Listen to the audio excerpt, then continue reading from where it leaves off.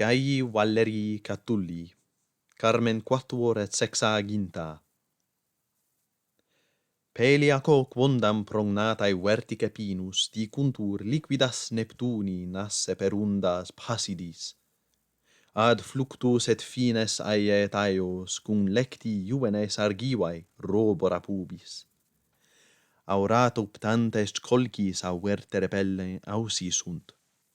Vada salsa cita de currere pupi cae rulea verrentes abiegnis aequore palmis. Diva quibus retinens in summis urbibus arces ipsa levi fecit volitandem flamine currum. Pinea coniungens in flexae texta carinae. Illa rudem cursu prima imbuit ampitritem, quae simulac rostro ventosum proscidit aequor. Tortaque remigio spumis in canuit unda, e mersere freti candente gurgite vultus. Aequoreae monstrum nereides admirantes, illat quaud alia viderunt luce marinas mortales oculi nudato corpore nymphas nutricum tenus extantes e gurgite cano, tum tetidis peleus incensus fertur amore, tum tetis humanos non despexit hymenaeus, tum tetidi pater ipse jugandum pelea sensit, o nimis optatos aeclorum tempore nati heroes, salvete Deum genus, o bona matrum progenies salvet iterum quiterumque bonarum, vos ego saepe meo vos carmine compellabo. Te quade vex simie taedis felicibus aucte, Thessaliae columen, peleu, qui Jupiter ipse suos divum genitor concessit amores, tene tetis tenuit pulcherrima nereine. Tene suam tetus concessit ducere neptem, oceanusque maritotum quam plectitur orbem, quae simul optatae finito tempore luces ad venere domum conventu tota frequentat Thessalia, opletur laetanti regia coetu, dona ferunt praese, declarant gaudia vultu, deseritur Chieros, lincunt ptiotica tempe crannonesque domos ac moenia laris aia. Pharsalum coeunt, Pharsalia tecta frequentant, rura colite nemo, molescunt colla juvencis, non humilis curuis purgatur vinea rastris, non glebam prono convellit vomere taurus, non falxa tenuat frondator arboris umbram, squalida desertis rubiguin fertur aratris. Ipsius ad sedes quacum opulentiae recessit regia fulgenti splendent aurat argento. Candetebur solis, collucent pocula mensae. Tota domus gaudet regali splendida gasa. Pulvinar vero divae geniale locatur. Sedibus in mediis indo quod dente politum, tincta tegit roseo concili purpura fuco. Haec vestis priscis hominum variata figuris heroum mira virtutes indecat arte. Namque fluenti sono prospectans litora diae Thesea, cedentem celeri cum classe tuetur indomitos in corde gerens Ariadna furores, nec tu etiam sese quae visit visere credit, ut pote fallagi quae tunc primo excitas somno deserta in sola miseram secernat arena. Immemorat invenis fugiens pellit vadaremis, irrita ventosae linquens promissa procellae, quem proculex alga maestis minois ocellis saxe ut efficies bacantis prospicit. Eheu, prospicit et magnis curarum fluctuat undis, non flavor etinens subtilem vertica mitram, non contecta levi velatum pectus amictu, non tereti stropio lactantes vincta papillas, omnia quae toto de lapse corpore passim ipsius ante pedes fluctus salis alludebant. Sed neque tum mitrae, neque tum fluitantis amictus, illa vicem curans toto ex te pectore Theseo, toto animo, tota pendebat perditamente. Ah, misera! Assiduis quam luctibus externavit spinosas ericinas erens in pectore curas. Illa tempestate ferox, quex tempore Theseus egressus, curvis e litoribus spirae, attigit in justi regis Cortunia templa. Nam perhibent olim crudeli peste coactam, Androgeone ae poinas exsolvere caedis electus juvenes, simul et decus in nuptarum, Cecropiam solites et dapem daremino tauro. Quis angusta malis cum moenia vexarentur, ipse suum Theseus pro caris corpus Athenis proicer optavit potius quam talia Cretam funera Cecropiae, nec funera potarentur. Ad quita nave levi nitens ac lenibus auris, magnanimo ad mino avenit, sed esque superbas. Hunc simul ac Cupido conspexit lumine Virgo regia, quam suaves expirans castus odores, lectulus in molli complexu matris alebat, quales eurotae praecingunt flumina myrtos, aurave distinctos educit verna colores. Non prius ex illo flagrantia declinavit lumina quam cuncto concepit corpore flamma funditus ad quimis exarsit tota medullis. Heu, miser exagitans immiti corde furores sancte puer curis hominum qui gaudia misces, quaeque regis Golgos, quaeque Dalium frondosum, qualibus incensam iactastis mente puellam fluctibus, in flaos sae pospites suspirantem. Quantos illa tulit languenti corde timores. Quantos saepe magis fulgorex palluit auri, cum saevum cupiens contra contendere monstrum, aut morta peteret Theseus, aut praemia laudis. Non ingrata tamen frustra munuscula divis, promittens tacito, succepit vota labello.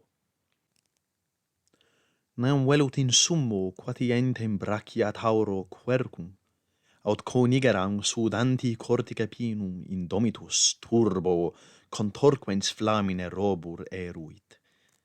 Illa procul radicitus exturbata prona cadit, late quaevis cum quobvia frangens. Sic domito saevum prostravit corpore Theseus, nequi quam vanis iactentem cornu aventis. Inde pedem sospes multa cum laude reflexit errabunda regens, tenui vestigia filo. Ne labyrintheis afflexibus egredientem tecti frustraretur in observabilis error. Sed quidegua primo digressus carmine plura commemorem, ut linquens genitoris filia vultum, ut consanguineae complexum, ut denique matris, quae miseri ignata de perdita laetabatur. Omnibus his Thesei dulcem praeoptarit amorem, aut ut vecta ratis spumos ad litora diae venerit, Aututeam de vinctam lumina somno liquerit in memori discedens pectore coniugs.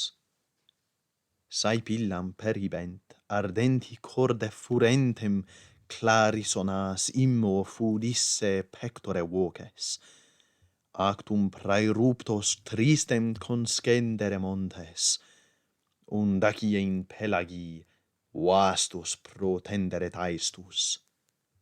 Tum tremulis salis adversas procurrer inundas, molli annudatae tollentem temina surae. At quaec extremis maestam dixesse querellis, frigidulos udo singultus ore cientem. Sicne me patriis avectam perfida baris, perfida deserto liquist in litore Teseo, sicine discedens neglecto numene divum. Immemor, devota domum periuria portas, nulla ne res potuit crudelis flectere mentis consilium. Tibi nulla fuit clementia praesto, immitut nostri vellet miserescere pectus. At non haec quondam blanda promissa dedisti voce mihi? Non haec miserae sperare iubebas, sed conubia laeta, sed optatus hymenaeus. Quae cunctae rei discerpunt irdita venti. Nunc iam nulla viro iuranti femina credat, nulla viri speret sermones esse fideles. Quis dualiquid cupiens animus praegestit aspici, nil metuunt iurare nihil, promittere parcunt, sed simulac cupidae mentis satiata libido est, dicta nihil metuere, nihil per iuria curant. Certego te in medio versantem turbina leti eripui, et potius Germano ammittere crevi, quam tibi fallaci supremo in tempero dessen. Proquo dilaceranda, feris tabor allitibusque praeda, nec iniecta tumulabor mortua terra, quaenam te genuit sola sub rupe Leaina, quod mare conceptum spumantibus expuit undis, quae Syrtis, quae Scylla rapax, quae vasta Charybdis. Talia qui reddis pro dulci praemia vita, se tibi non cordi fuerant conubia nostra saeva quod horrebas prisci praecepta parentis, attamen in vestras potuisti ducere sedes. Quae tibi iucundo famulare serva labore candida per mulcens liquidis vestigia lymphis, purpureae tuum consternens veste cubile,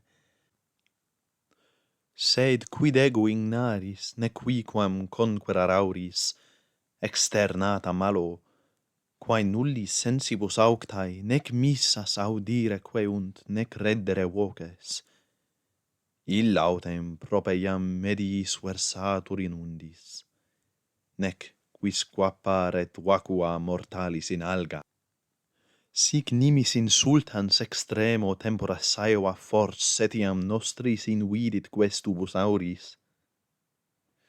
Jupiter omnipotens, utinam ne tempore primo gnosia Cecropiae tetigissent litore puppes, indomito nec dira ferens stipendia Tauro perfidus in Creta religasset navida fune. Nec malus hic celans dulci crudelia forma consilia in nostris requiescet sedibus hospes. Nam quo me referam, quali spe perdita nitor. Id aeos ne petam montes, ad gurgit allato discernens ponti truculentum dividit aequor, an patris auxilium speren, quem nips reliqui, res persum juvenem fraterna caede secuta, coniugis an fido consoler memet amore. qui ne fugit lentos, in curvans gurgiteremos. Praeterea nullo colitus sola insula tecto, nec patete gressus pelagi cingentibus undis, nulla fugae ratio, nulla spes. Omnia muta, omnia sunt deserta, ostentant omnia letum, non tamen ante mihi languescunt lumina morte,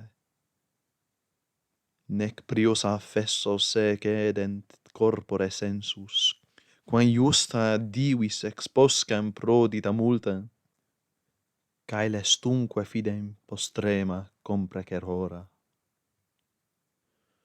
Quare facta virum multantes vindica poena Eumenides, quibus sanguino redimita capillo frons expirantis praeportat pectoras iras.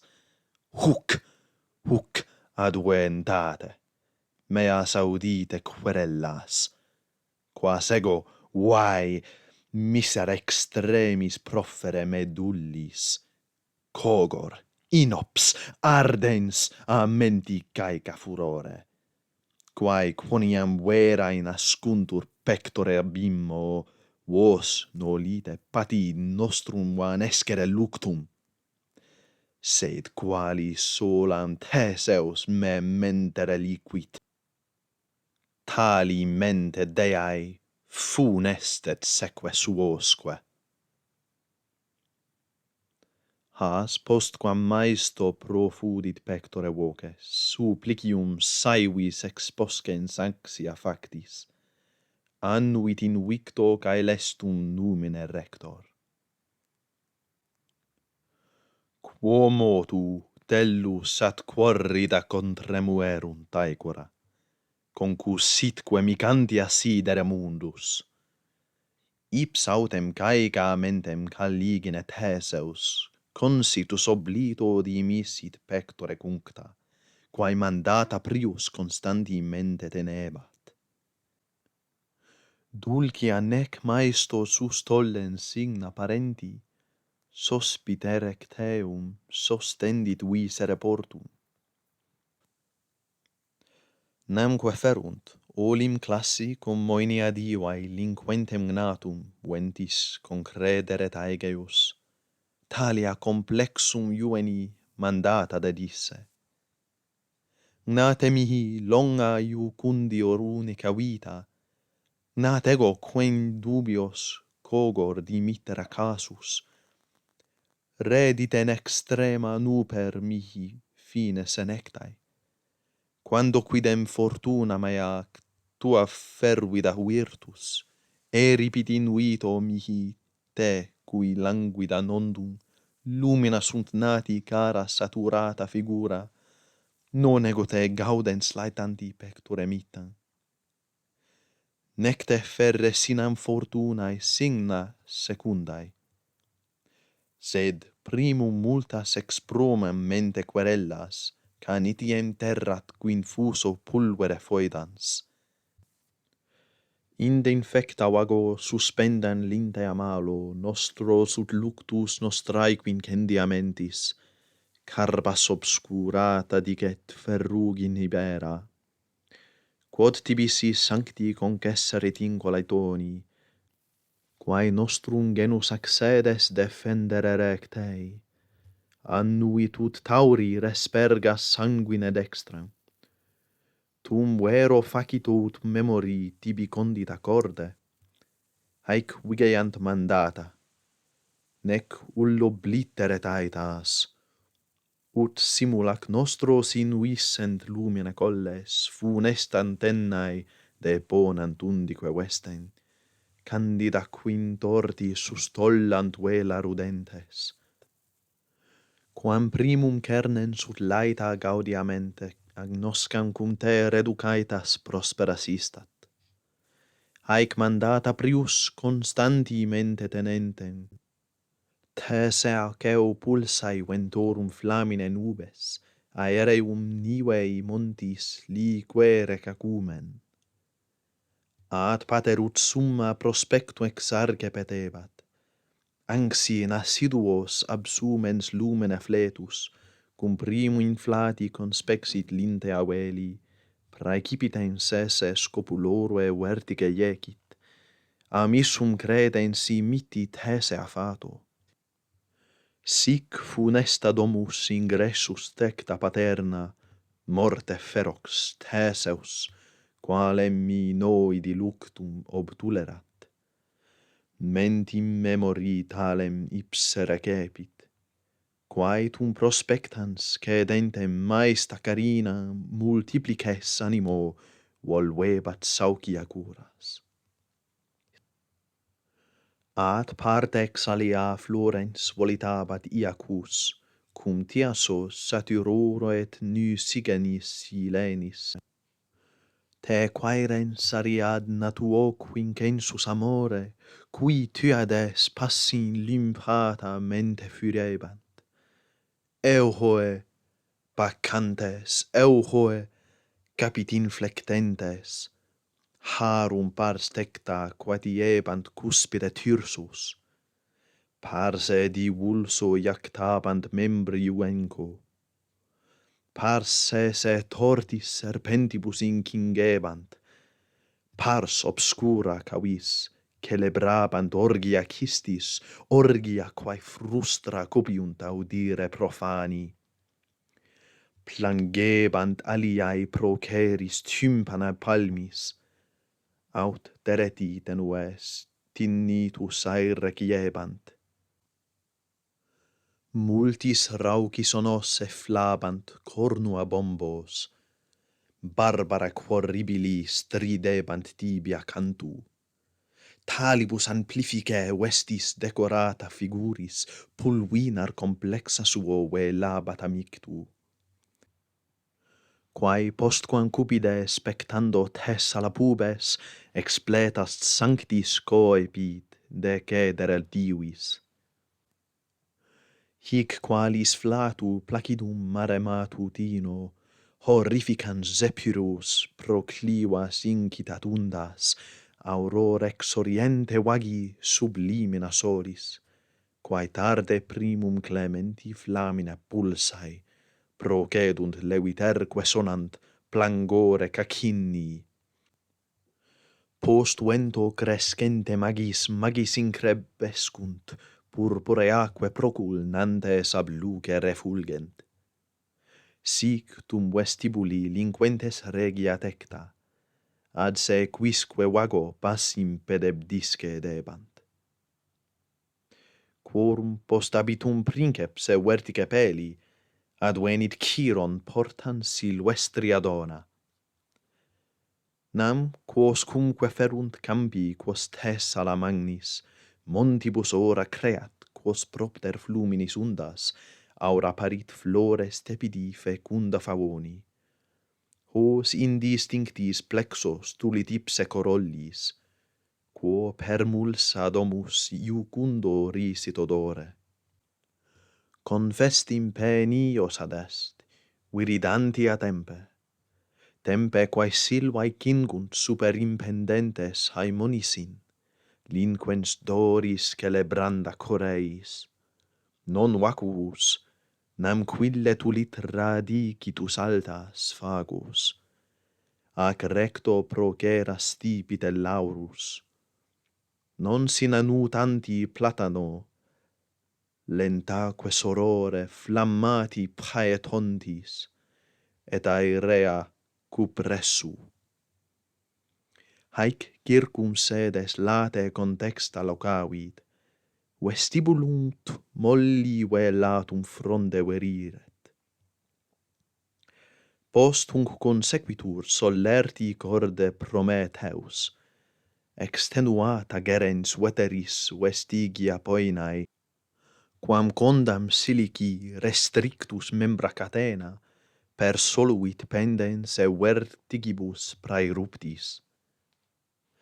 Inde pater divum sancta cum conjuge natisque, advenit caelo te solum poibere linquens. Unigenamque simul cultricem montibus idri, pelea nam tecum pariter soror aspernatast. Nec tetidis taedas voluit celebrare iugales. Qui postquam niveis flexerunt sedibus artus, large multiplici constructae sunt dape mensae. Qui interae infirmo quatientes corpore motu, veridicos parcae coe perunt dedere cantus. His corpus tremulum complectens undique vestis, candida purpurea talus incinxerat ora. Atroceae niveo residebant vertice vitae, aeternumque manus carpebant rite labore. Laevaculum molli lana retinebat amictum. Dexteratum leviter deducens fila supinis, formabat digitis, tum pronin pollice torquens libratum tereti, versabat turbine fusum. Adquite decerpens aequabat semper opus dens, la neaqua ridulis aerebant morsa labellis, quae prius in levi fuerant extantia filo, antepedes autem candentis mollia lanae, vellera virgati custodibant calatisci. Haec tum clarissona pellentes vellera voce, talia divino fuderunt carmina fata. Carmine perfidiae quod post nulla arguet aetas, o decus eximium magnis virtutibus augens, e Mattiae tu tamen opis, carissime nato, accipe quod laeta tibi pandunt luces aurores, veridique oraculum.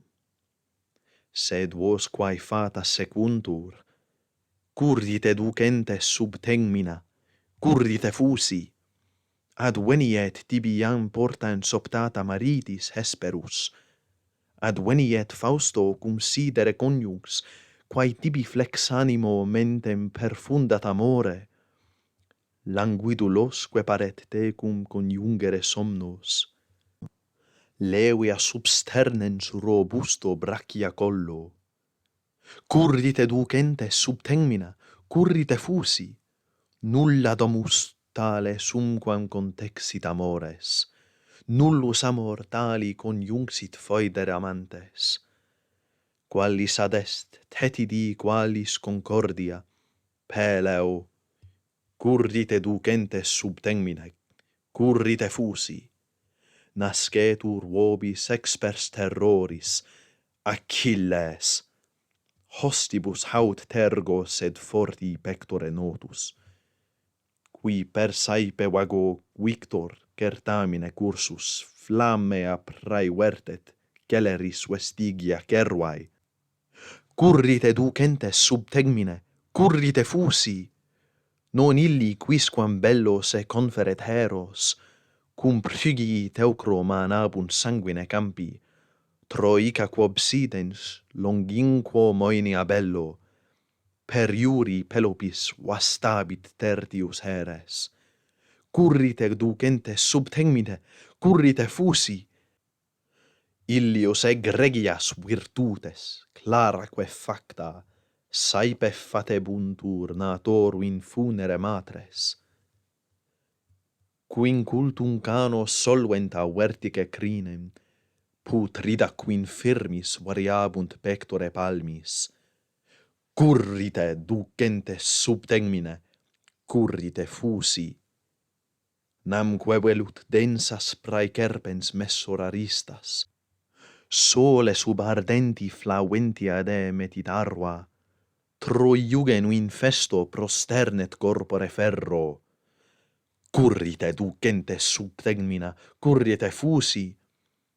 Testis erit magnis virtutibus undas cammandri, quae passin rapido diffunditur elle sponto, cuius iter caesis angustans corporo ecervis, alta tepe faciet per mixta flumine caede. Currite ducentes sub tegmine, currite fusi.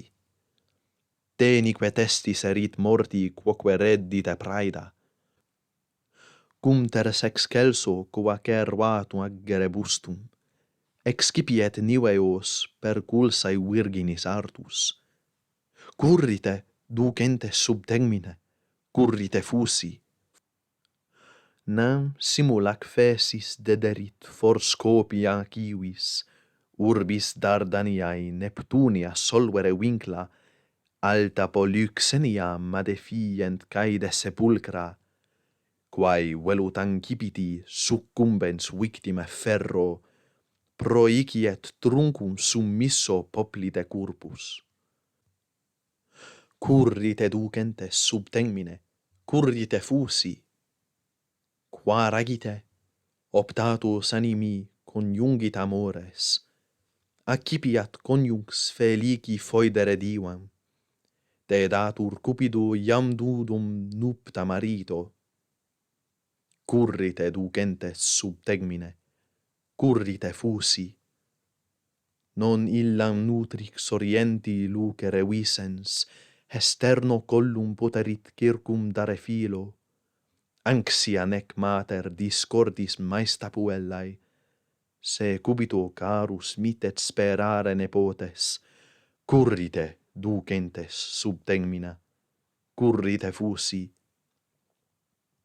Talia praescentes quondam felicia pelei, carmine divino cecinerunt pectore parcae.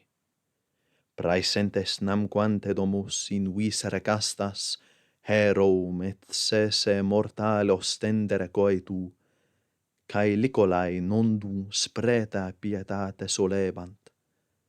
Saepe pater divum templum fulgentere visens, annua cum festis venissent sacra diebus, conspexit terra centum procumbere taurus.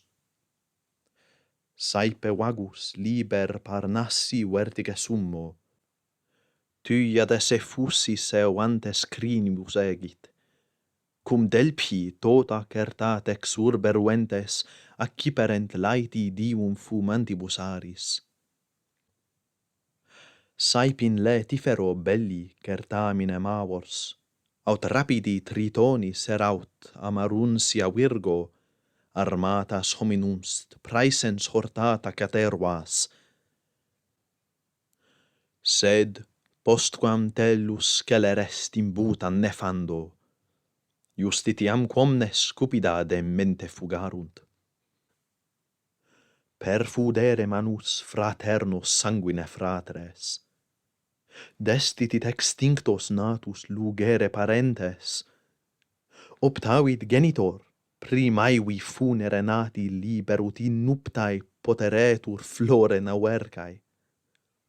Ignaro mater substernens impia nato, impia non veritast divos scelerare penates. Omnia fanda nefanda malo per mixta furore, justificam nobis menta vertere deorum. Quare nec tales dignantur visere coetus, nec se contigni patiuntur lumine claro.